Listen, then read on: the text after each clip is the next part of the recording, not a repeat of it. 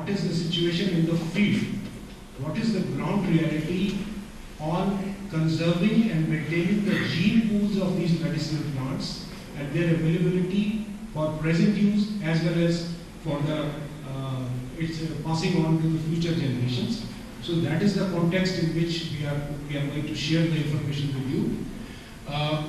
The medicinal plant sector in our country has a legacy of dynamically involving traditional knowledge over last 5,000 years.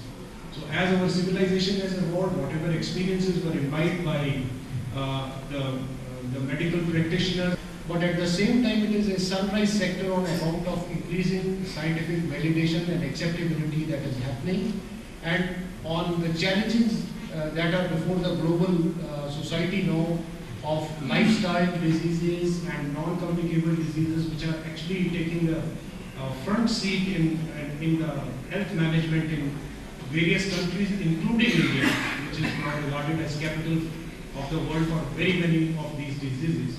So naturally, these traditional systems are taking a center stage, but of course, with the requirement of scientific validation, as we understand, and that's what we are trying to discuss today, all these aspects. Next, please. I will again like to begin with an acknowledgement to various fantastic research organizations in CSIR, ICAR, Ministry of Environment and Forests, who have done tremendous work. In words of our first Prime Minister, Jawaharlal Nehru, these are the temples of modern India, which has given us some kind of head start. Based on the good work done by such organizations, we are trying to take it forward to the next stages. Next, please. The institutional arrangement as Government of India has today for the medicinal plant sector is that in the year 2000, this National Medicinal Plant Board was set up by the Union Cabinet by a resolution. And our core mandate is to coordinate all matters related to medicinal plants. We are expected to work as facilitators to create synergy among various experts and players in the sector, which are in the research side or the raw material side or the marketing side, Ministry of Commerce or Ministry of whosoever is related to the sector. The key word for us is to provide service and synergy. That is what we are trying to strive and achieve in our own humble way. The board is headed by the Union Minister for Health and Family Welfare and has a very fair representation of all stakeholders in the sector, whether there are 12 secretaries from Government of India who are ex-officio members, and then there are representatives of farmers, of industry, of state governments, and everyone who should be on the board, research organizations who constitute the board as it is. Next, please. As we all know, this doesn't need any emphasis that although we are located in tropics and subtropical latitudes, but by virtue of Himalayas and all kind of variations that we have in our country, we have a whole range of different types of vegetations in Texas, and as many as 6,600 species are used for medicinal uses in one or the other system that the country is practicing since last so many centuries and so on. Next, please. What the board has been able to achieve in last about 12-13 years, I would very quickly like to run through that. We have supported cultivation of medicinal plants in 1,86,000 hectares of area with farmers. Up to 2008, we were doing a direct agreement with the farmers and trying to give them grants. We ran into some complications with this arrangement because from national level to manage all these things was a bit difficult. So in the 11th plan, we recast the scheme to work through the state government machineries, and cumulatively so far, 1,86,000 hectares of cultivation has been supported. A word of clarification, this is the grant given in different years. It doesn't mean that this much area has remained under medicinal plants since that time, but year after year, whatever we have supported, this is the cumulative figure. In case of forest, we have supported something like about 60,000 hectares of regeneration through resource augmentation or in situ conservation. And one very important initiative of Government of India as well as some other NGOs working in the field of medicinal plants has been to set medicinal plant conservation areas. So our board has up to now probably supported 75 such areas, 65 is a slightly older number. And in all types of ecoregions of the country, we are trying to designate and survey the available populations of important medicinal plants, identify flagship species, and then trying to conserve that so that the gene pools are available for the posterity. Next, please. A vast network of urban gardens at larger level, school level, home level has been supported by us. Next, please. We have supported different research organizations to develop the cultivation techniques. We have not done it ourselves in-house, but it has been done by ICR, CSIR, ICFR, so on. And 85 techniques have already been disseminated to farmers in the country. There are about 20 more plants which are in the pipeline. National campaigns have been launched for certain very, very important species. There was a time when it was said that amla is not available and probably in Chyawanprash, other species are going and so on. So for large consumption materials, we started these kinds of campaigns. And with the help of Quality Council of India, this is something important and will have a very significant bearing in future. We have standardized good agricultural practices as well as good field collection practices, because most of our raw material, as has been said repeatedly, is coming from the forest areas. So this has been standardized, and in the 12th plan now we will notify formally this particular scheme so that we can address that requirement of traceability in a more significant manner. So this is something which is futuristic, and the platform is ready now.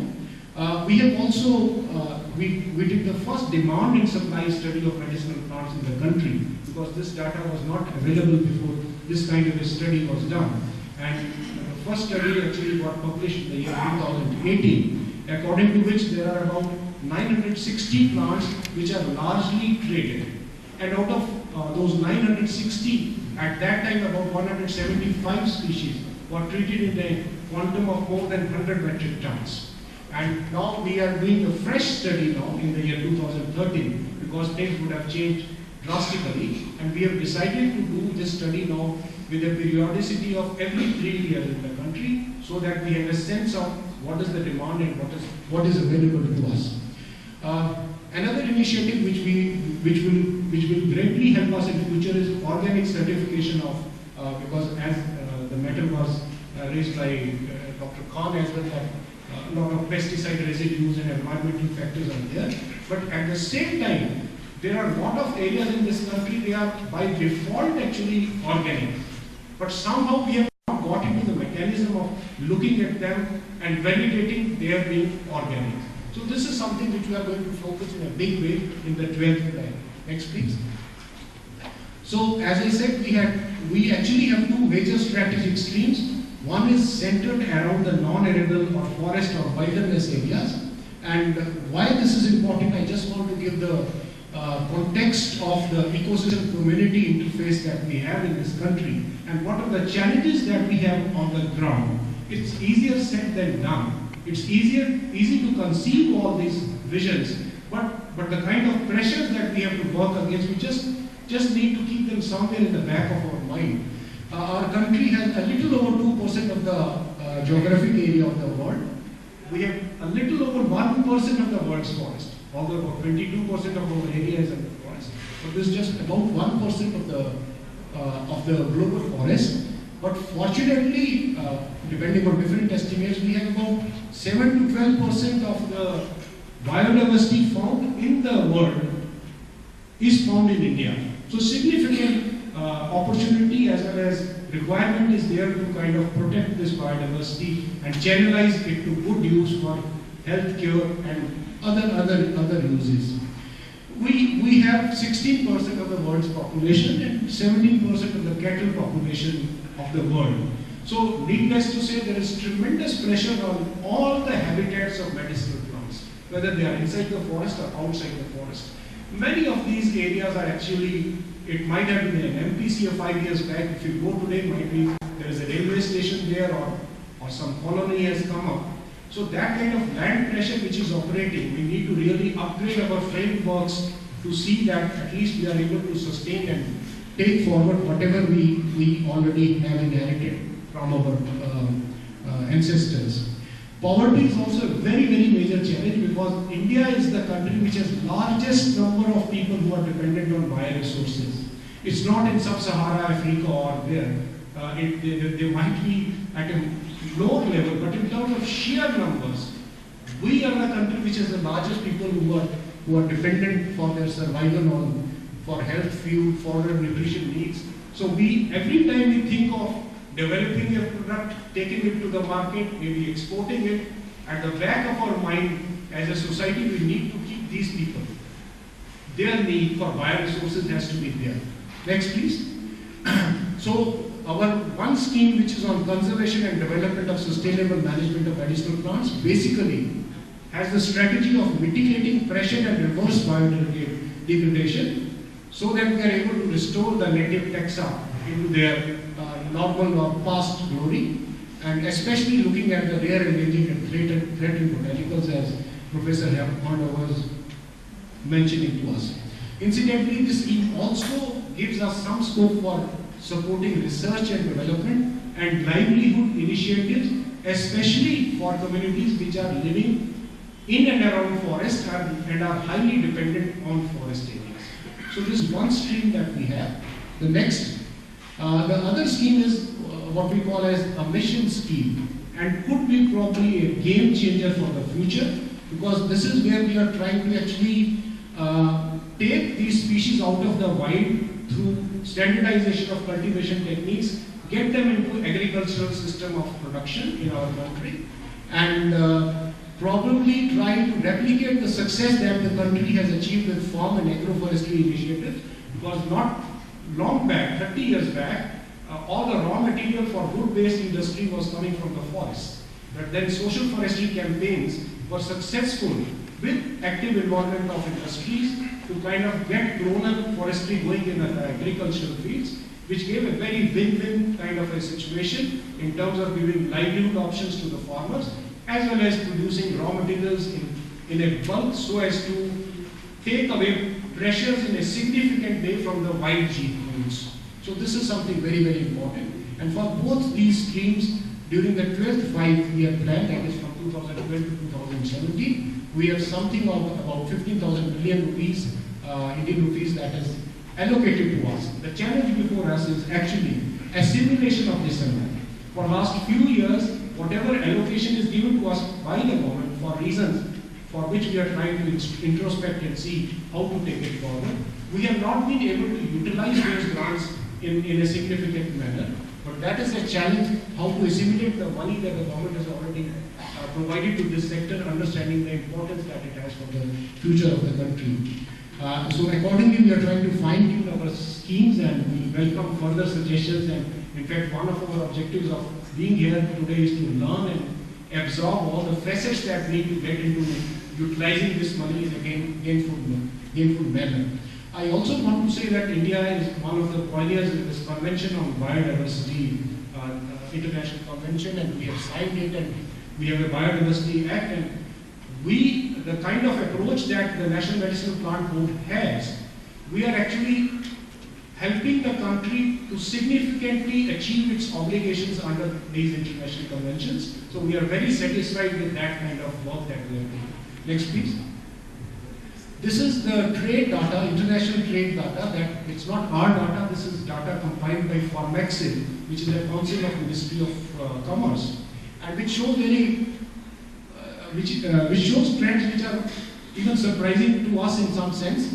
In terms of, in value terms, the contribution of India to the herbal exports has been systematically rising, and in the year 2011, in terms of value, 24% of the exports have happened from India. In last 3 years, 2009, 2010, 2011, India moved from third position. We were third behind China and USA. In 1 year, we overtook America, and in 2011, India was first in terms of value of exports. Next, please. In terms of imports, we are somewhere 17th in that hierarchy. And as you can see, our import has more or less been stable. And this in some way speaks on the efficacy of the schemes that the nation has been running to kind of look at the raw material things. Next, please. That is the information part that I had to share with you. So there are certain issues that I would like to share with the House on which we, as a nation, we need to focus on them. Although we have this Biodiversity Act, and as I said, we are trying to kind of meet our obligations, but at the same time, this is kind of creating certain situations where access to the raw material, as well as benefit sharing to the local communities, is kind of getting, it's dichotomous. The things are not getting reconciled. And it is a challenge at policy level for which we are working with the industry representatives and the Ministry of Environment and Forest. But it is a big challenge if we are not able to actually address this as a nation in the next few years. Maybe we will end up choking up this entire sector in our country. It's a huge issue actually. And then at the ground level, there are a number of village level institutions that have been prescribed by different acts. So Biodiversity Act talks about Biodiversity Management Committee. There are other acts, they talk about different things. That reconciliation is not there. Multiplicity of arrangements is there, so there's a lot of confusion. Even if industry goes to a particular village, to whom do they talk to? So that is something that the board is now very carefully looking at. And we are working with the Environment Ministry as well as the state governments to kind of reconcile this in a proactive manner. We are also trying to push for international MOUs wherever it is feasible. Next month probably I'll be traveling to Trinidad and Tobago because they have a lot of Indian heritage to have a collaboration with their university. So wherever it is possible, we have just started a small collaboration under the JET program with UNDP to support the institutions in the country in the field of medicinal plants, and also do a study on traceability of material, which is an issue that is coming again and again. Because many of the traditions in this sector are kind of from family to family are not on the table. So we really want to map them, get them on board, and then try to address these kinds of issues. Substitution and validation, I don't need to talk, is a very important issue. Invasive alien species in our natural habitats is actually emerging as a very big challenge. As I see, species which have come from Latin America are actually taking over the ecosystems, and the native species are getting kind of suffocated. So this is something, so it may not be directly medicinal plant, but we are trying to look at this very carefully, and we are trying to involve ourselves to address this issue, because otherwise a lot of our biodiversity may be lost. I also want to share with the House that in the 12th plan, we have mandate to establish a National Institute of Medicinal Plants, but we have not moved forward because we don't want to reinvent the wheel. We don't want to duplicate the work which is happening in a very good manner in CSIR and ICR. We would look for suggestions on what should we try to create from the House during this discussion. Next, please. This probably is the last slide. Again, this is a dilemma and complication. While traditional knowledge has all its importance and innovation is somehow getting stalled, that's how people like Amit Agarwal and others feel, because of very rigorous patent mechanism. This is something we probably need to address, otherwise research in this country is going to suffer in this field. However, we may like to do research if we are not able to access bioresources or protect patents, and then at the same time protecting the traditional knowledge holders. This would be an issue. And so probably more or less I think this is clear. I think that is the time. But quickly, Meenakshi, if you would like to supplement with something. I don't. Any thoughts that have not come in? I think most of that has been covered, and I really wasn't supposed to be standing here, but Sir said last moment that I should operate the slides, so my job here is more secretarial than anything else. I think that's it, sir. Yeah, you've covered most of it, and I think we are here more to learn, really. because this is more of pure science. This audience is more into pure science, whereas we are into policy regulation and looking at the macro things. So we'll wait for 2 days, maybe share more ideas, and then maybe we can come up with something which we might have to add to the conference. Thank you so much. Thank you, Mr. We have in industry, there is a lot of problems so far as the availability of material is concerned, and they supply good material, but still there are problems of getting the right type of material.